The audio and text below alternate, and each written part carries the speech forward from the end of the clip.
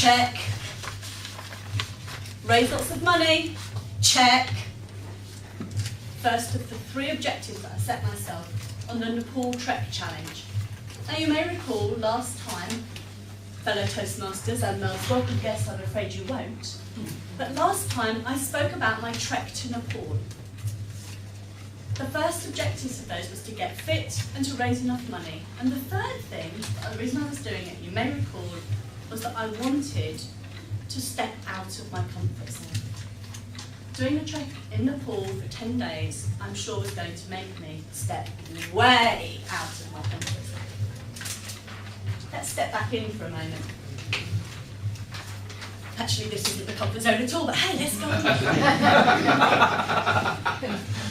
You can tell I'm not actually that shy. So going on a trek for 10 days to Nepal with people I didn't know actually wasn't going to be too much of a problem. I met most of them when I'd done some of the fundraising and some of the training. And I'd met my roommate, or a tentie, as we like to call ourselves. Actually, she was quite amenable, was okay. In fact, all of them were quite amenable. But that trek was coming up, and there were still things I needed to do, equipment to get. So, I got my boots, check. Had the injections, check, check, check, check. Socks. The list said 5 pairs. 15 quid a pair, and I could get away with 3. I wanted to get away with 3, but I got better by 5. Actually, I only bought 4. 3 of those were actually ahead of the time, and one when I was there, and I realised actually I really did need 4 or 5. So, I got all the equipment, the walking boots, the walking sticks, you know, the ones you help yourself walk along with, I got those. I got a backpack bag and a sleeping bag. Season 3 or 4 or something like that, because actually it'd be cold at night. But that was okay. I could do camping. Actually, this was way out of my comfort zone, that camping lark. And the reason is, I need to take you way back, 17 or 18 years. Because the only time I've ever camped was as a mother of 2 children, and a little bit pregnant with the 3rd, and we went camping.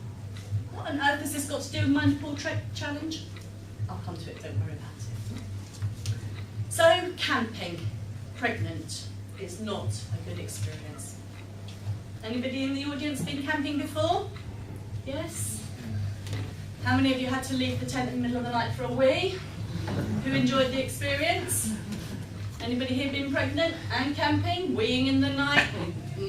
Not a good sight at all. And that honestly really put me off of camping. All I can think about, and even now, if I'm honest, is that peeing noise of a bucket, because I was not going across the field in the middle of the night. So I had a bit of baggage, not just the backpack, of camping. But it was okay. I mentioned it to a few friends and they said, oh, don't worry, you'll be fine, you'll be okay, don't worry.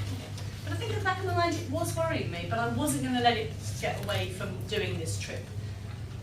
A friend of mine, 2.5 weeks before I went along, said to me, Paula, I need to get inside your head. Ooh, okay, you be my guest. Let me tell you, she's a hypnotherapist. So, I agreed to have a session with her. Now that session was going to be sitting like this. Chilled and relaxed. And she's going to tell me all about a calming place that tent's going to be. I'm going to be nice and cosy and warm. It's a safe environment, and I don't need to pee. Paula, you don't need to pee. I don't need to pee. So, I had the hypnotherapy session, didn't feel any different at all about it afterwards. So, but she said, it's a good idea that we have a second session, a week and a half later.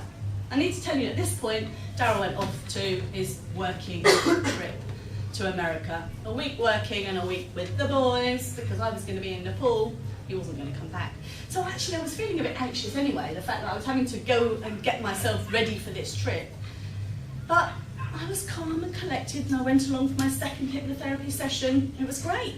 We sat there in the chair, just like before, cool and calm. And I asked her to add an extra bit in. Do you think you can tell that my legs won't ache and my feet won't hurt? Okay, Paula, we'll work on that as well, but you're not going to pee. Okay. The second session was fine. I came home from Maidstone on the train, absolutely perfectly okay. Having noticed that the green light's gone on when I was out like this, I really must obviously get a move on. And to tell you about the trip. Actually, I'm not going to tell you about the trip this time, other than to say that sitting in my tent every night, it was extremely cosy, it was extremely warm, and I didn't pee in the night. I got up in the morning and I still wasn't desperate to pee, which was fantastic. So stepping out of my comfort zone was made a little bit easier.